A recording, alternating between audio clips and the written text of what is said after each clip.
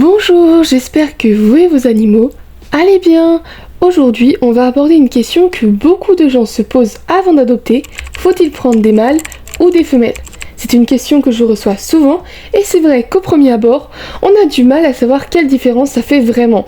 Pourtant, le choix peut influencer la cohabitation, le caractère, le budget, mais aussi certains choix à prévoir. Dans cette vidéo, je vais donc vous expliquer les points positifs et négatifs de chaque sexe pour que vous puissiez faire le meilleur choix selon votre situation et vos envies. Le caractère des mâles et des femelles.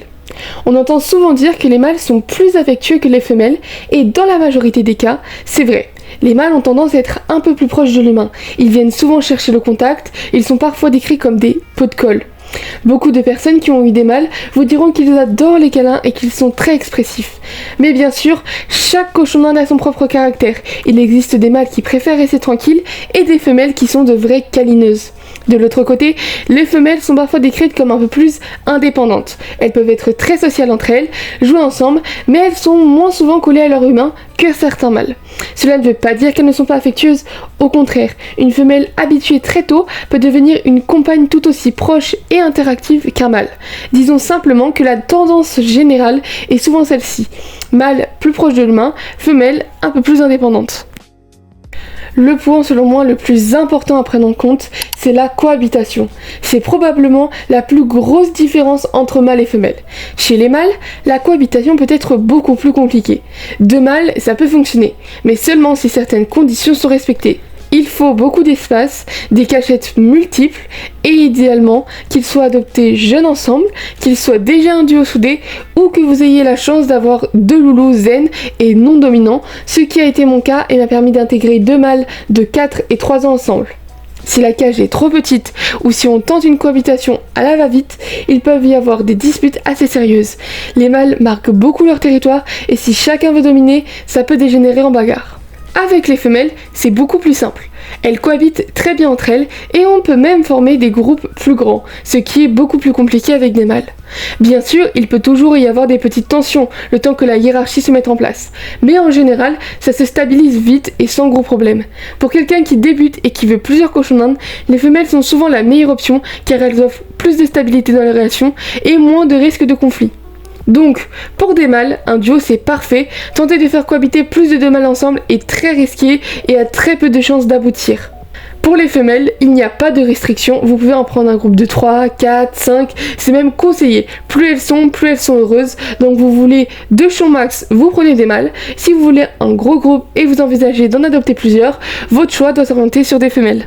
Un point important à rappeler, on ne mélange jamais mâle et femelle, sauf si le mâle est stérilisé, sinon c'est la reproduction assurée avec tous les risques que ça comporte pour la femelle.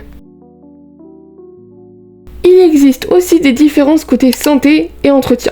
Chez les mâles, il faut savoir que les glandes odorantes sont plus développées et qu'ils marquent un peu plus leur territoire. Cela veut dire qu'un petit entretien de temps en temps peut être nécessaire, surtout chez les mâles plus âgés ou ceux qui vivent dans un espace restreint.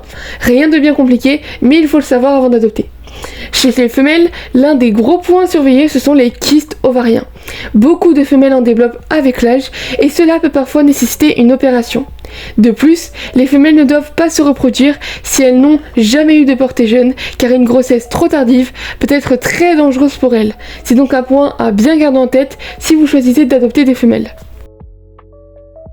Enfin, un élément qu'on oublie souvent de mentionner, c'est la différence de consommation entre mâles et femelles.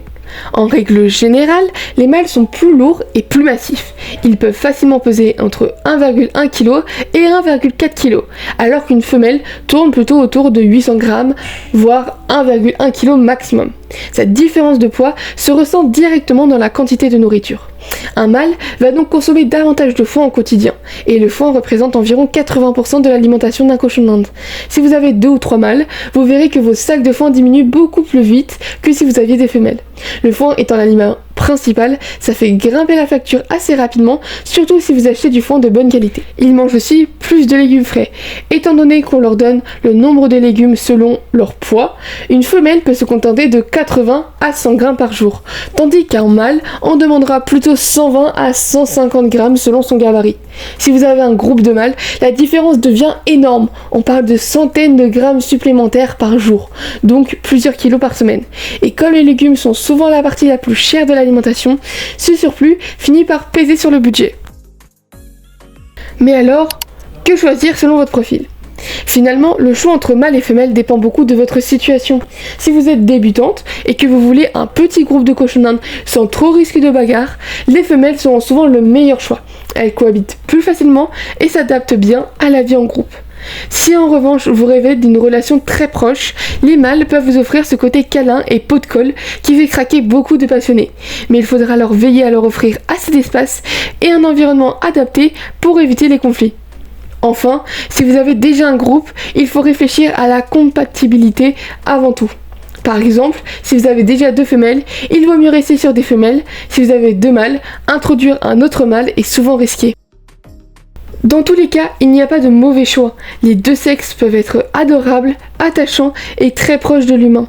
Le plus important, c'est de réfléchir avant à vos attentes et à vos possibilités. Combien d'espace vous avez ? Est-ce que vous voulez un groupe de cochons d'Inde ou un duo? Est-ce que vous êtes prêt à gérer quelques sangs spécifiques? Quel est votre budget mensuel que vous pouvez couvrir en nourriture? Une fois ces questions posées, vous verrez plus clair pour choisir entre mâles et femelles. Les mâles, comme les femelles, ont leurs avantages et leurs petits inconvénients.